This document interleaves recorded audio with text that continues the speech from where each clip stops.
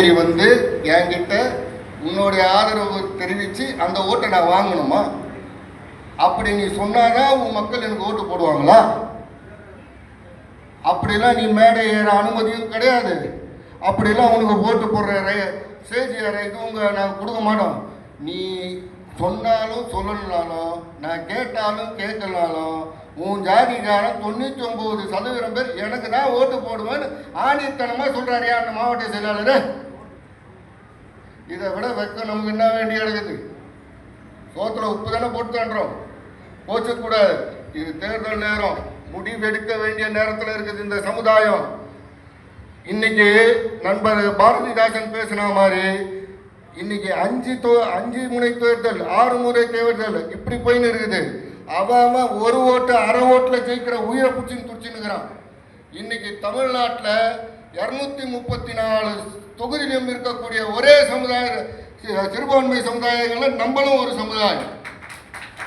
இந்த 234 தொகுதியில் 68,000 வாக்குச்சாவடிகள் இருக்குது. இந்த 68,000 வாக்குச்சாவடிகளில் பார்த்தீங்கன்னா ஒவ்வொரு தொகுதிக்கும் குறைஞ்சபட்சம் 10,000 to 15,000 வாக்குகள் கொண்ட ஒரு சமுதாயம். அதாவது அரசியல்வாதி என்ன தெரியுமா நினைக்கிறான்? முடிவெற்ற தொழில் செய்கிறவன் மட்டும்தான் இந்த சமுதாயத்தில் இருக்கிறான் நினச்சினுக்கிறான். டே கமநாட்டிகளா இல்லை, எங்களுடைய சொந்த உழைப்பில் மயிறு வெட்டி என் பிள்ளைங்களை படிக்க வச்சு, உங்களுடைய ஸ்காலர்ஷிப் கிடையாது எங்களுக்கு, உங்களுடைய இடஒதுக்கீடுல படிக்கல எங்கள் பிள்ளைங்க. நீ இடஒதுக்கீடு கொடுத்து என் பிள்ளைங்க படிச்சிருந்ததுன்னா நீ என்ன வேணா கேட்கலாம். உன்னுடைய இடஒதுக்கீடே கிடையாது. சுதந்திரம் வாங்கின காலத்துலேருந்து இடஒதுக்கீடு அப்படின்ற ஒரு பயனே அனுபவிக்காத இந்த ஒரு சமுதாயம் வெறும் முடிவெற்ற தொழிலை மட்டுமே செஞ்சு அதில் வந்த வருமானத்தில் வாயை கட்டி வயிற்ற கட்டி அவங்கால பூச்சி இவங்கால பூச்சி பிள்ளைங்களை படிக்க வச்சு இன்னைக்கு வேற லெவலுக்கு கொண்டு போயிட்டேயா.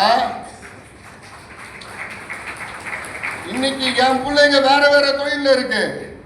ஒவ்வொரு தொகுதியிலையும் முடிவெற்ற தொழிலாளி 5,000 பேர்னா அவன் பின்னாடி 20,000 பேர் இருக்கிறான். அப்போ 25,000 பேர் ஒரு தொகுதிக்கு இருக்கிறோம். கணக்கில் இல்லாம நாங்கள் தான் இந்த 2026 தேர்தலை முடிவு பண்ண போறதே இந்த முடிதிருத்தும் தொழிலாளி தான். அதற்கான மாநாடு தான் இது. எங்களுக்கான அறிக்கையை, எங்களுக்கான தேவையை தேர்தல் அறிக்கையா தமிழ்நாட்டை ஆளக்கூடிய கட்சிகள் அறிவிக்கணும். அப்படி அறிவிக்காத பட்சத்தில் நாங்கள் சேர்ந்து முடிவு பண்ண போகிறோம் ஏதோ ஒரு கட்சிக்கு ஆதரவு. அதை பகிரங்கமா அறிவிப்போம். முதல் மாதிரிலாம் கிடையாது. நாங்க எல்லாரும் சேர்ந்து நினைக்காதீங்க. தமிழ்நாடு அரசியல்வாதிகளே, உங்க பின்னாடி 1000 இருக்கலாம். நாங்க சமுதாயத்துக்காக எதையும் செய்ய துணிஞ்ச இளைஞர்கள் கூட்டம் கொண்ட ஒரு சமுதாயம் இது. நாளைக்கு எங்களுடைய தேவையை பூர்த்தி செய்கிறேன்னு ஒரு தேர்தல் அறிக்கை வரணும். தமிழ்நாட்டில் இருக்கிற எல்லா அரசியல்வாதிகளும் எங்களுடைய ஓட்டு யாருக்கெல்லாம் தேவைன்னு நினைக்கிறானோ, எவெல்லாம் வெற்றி பெறணும்னு நினைக்கிறானோ அவெல்லாம் எங்களுடைய கோரிக்கைகளை தேர்தல் அறிக்கையாக வெளியிடணும். இந்த அறிக்கையை வெளியிடுற கட்சிக்கு நாங்கள் ஓட்டு போடுவோம். அப்படி இல்லாத பட்சத்தில் ஒன்று நாங்கள் இன்னொரு கட்சியை தேடி போய் ஆதரவு தெரிவிப்போம், இல்லைன்னா நாங்களே எல்லா தேர்தலையும் எல்லா தொகுதியிலையும் நிற்கிறோம். இதுதான் வருங்கால மருத்துவ சமுதாயத்தின் எழுச்சி. இந்த எழுச்சி வெற்றி பெறும். அதற்கு அச்சாரமா இந்த மாநாடை பயன்படுத்துகிறேன்னு சொல்லி இந்த மாநாடை ஏற்பாடு படுத்தின எஸ்.கே. ராஜா அவர், நான் ஃபஸ்ட்டு ஆரம்பிக்கும் போதே ஒரு விஷயத்தை சொல்லணும்னு நினச்சேன். ஆனால் அது ஃபஸ்ட்டு இப்போ இவ்வளோ தூரம் பேசுகிற பிறகு ஃபஸ்ட்டில் சொல்கிறத விட இப்போ சொன்னால் கரெக்டாக இருக்கும். ஆனால் சொல்கிறது இல்லை, இது பாடுறது. என் குரலில் பாட்டு பண்ணால் நல்லா இருக்குமான்னு யோசிச்சு பாருங்க. இருந்தாலும் ஒரு புதிய முயற்சி. ராஜா, நமது வெற்றியை நாளை சரித்திரம் சொல்லும்.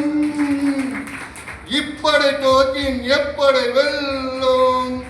மருத்துவர் சமுதாயம், மருத்துவர் சமுதாயம். நன்றி, வாழ்த்துக்கள்.